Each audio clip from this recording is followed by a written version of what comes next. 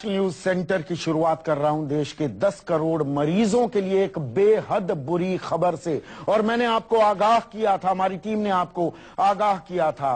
26 सितंबर को हमने बताया था कि दाम फिर से बढ़ने वाले हैं। कैंसर, डायबिटीज, हार्ट पेशेंट्स जो हैं उनकी दवाइयों के दाम बेतहाशा बढ़ गए हैं। और ये सब कुछ हुआ है नरेंद्र मोदी की अमेरिका यात्रा की वजह से। प्रधानमंत्री की अमेरिका यात्रा से पहले नेशनल न्यूज सेंटर ने आपको बताया था कि मोदी की अमेरिका यात्रा से ठीक पहले जरूरी दवाओं की लिस्ट में जो 108 दवाओं के नाम हटाए गए हैं वो मुश्किल बढ़ाएंगे। और यह फैसला इसलिए किया गया ताकि अमेरिका के उद्योगपतियों को संदेश दिया जा सके कि भारत उनके मुनाफे का पूरा ख्याल रखता है।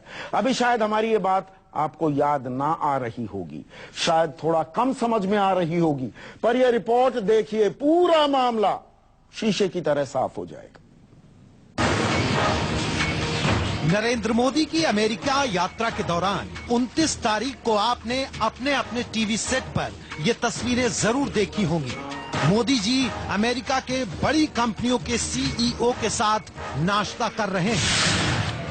आपने देखा होगा टीवी चैनलों के जाने माने पत्रकार और एंकर चिल्ला चिल्ला कर आपको ये बता रहे थे कि प्रधानमंत्री मोदी से मिलने के लिए जानी मानी कंपनियों के सीईओ भागे भागे आए।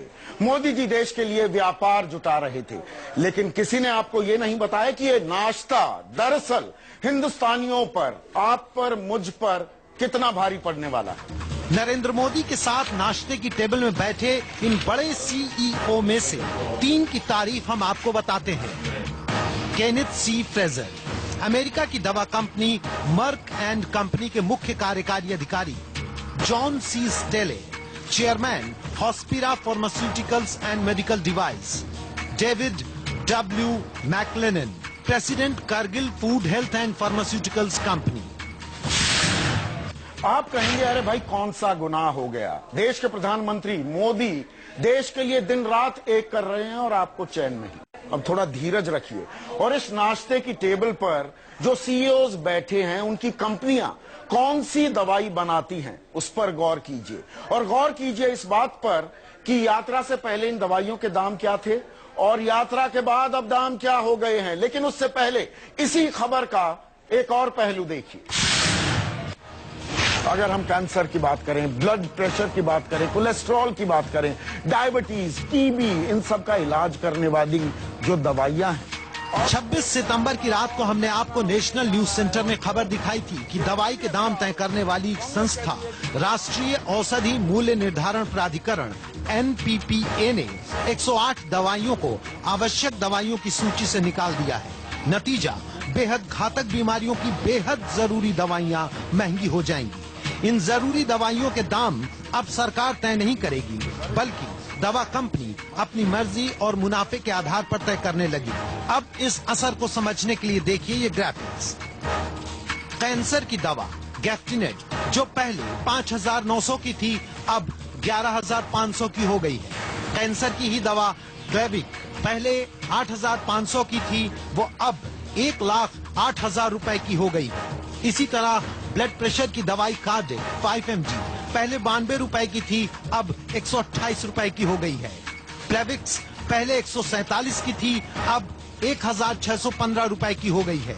एंटीबायोटिक मॉक्सिसिप 400 पहले 250 की थी, अब 399 रुपए की हो गई है। टेरिबिड 200 पहले 34 रुपए की थी, अब 173 रुपए की हो गई है। कोलेस्ट्रॉल के इलाज में इस्तेमाल होने वाली दवाई एस्ट्रोबॉस पहले 62 रुपए की थी, अब 97 रुपए की हो गई है। अब आपको समझाते हैं कि मोदी की अमेरिका यात्रा से पहले और यात्रा के बाद दवाइयों की कीमत में अंतर और दवा कंपनियों के सीईओ के साथ उनके नाश्ते का रिश्ता क्या है। केनेथ सी फ्रेजर की मर्क एंड कंपनी कैंसर की दवाई बनाती है और ये भारत में आर्बिटक्स नाम से कैंसर की दवाई बेचती है। जॉन सी स्टेले की company Hospira pharmaceuticals and medical device Bharat की कंपनी कैडिला हेल्थ केयर के साथ मिलकर काम करती है। ये कंपनी भी कैंसर की दवाई साइटोटॉक्सिक बनाती है। David W MacLennan, president Cargill food health and pharmaceuticals company, इनकी कंपनी कीटनाशक जेनेटिकली मॉडिफाइड बीजों की दुनिया में सबसे आगे है, जिसे लेकर पिछली सरकार में काफी विवाद रहा है। अब तस्वीर साफ हो गई होगी कि नाश्ते की टेबल पर मोदी जी ने दवा की कंपनियों को क्या संदेश दिया और भारत में निवेश के लिए उचित माहौल की क्या तस्वीर दिखाई होगी।